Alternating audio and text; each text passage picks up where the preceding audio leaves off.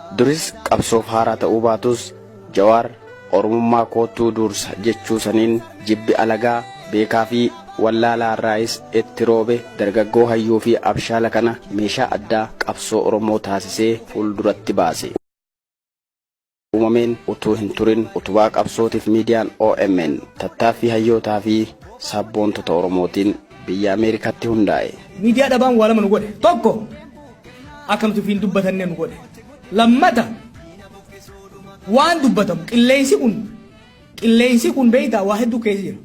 Qilleensa sana keessatti sagaleen teenya waan hin jirreef sagaleen diinota keenyaa ol bahuudhaan nuti akka waan hin jirreetti sadarkaa itti lakkaa'amuun yeroo itti geenye keessa jirra jechuudha. Kanaaf miidiyaa nu barbaachisa. Miidiyaa kana ijaaruudhaaf yeroo dheeraa fudhannee irratti dalagaa jirra. Akkuma reefu jeetti Oromiyaa Miidiyaa Neetwoork kan jedhamu odeeffannoo gaarii fi hamtu toltuu fi bal'oo Oromiyaatii fi Oromoodha.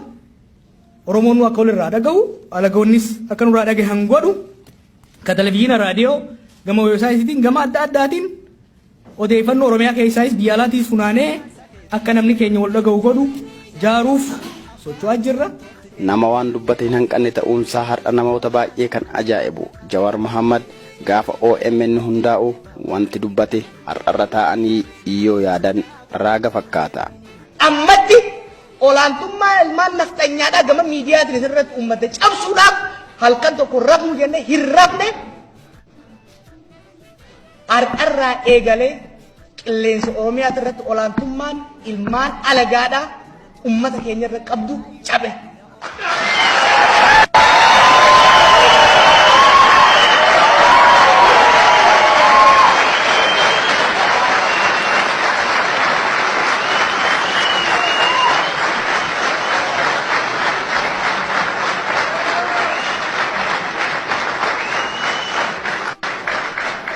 Qilleensa Oromiyaadhaa bilisoomsine. Qilleensa Oromiyaadhaa bilisoomsine. Bilisummaan tuntuttee gara bilisummaa dachii Oromiyaatitti akka ceetu dirqamni keessa jiru.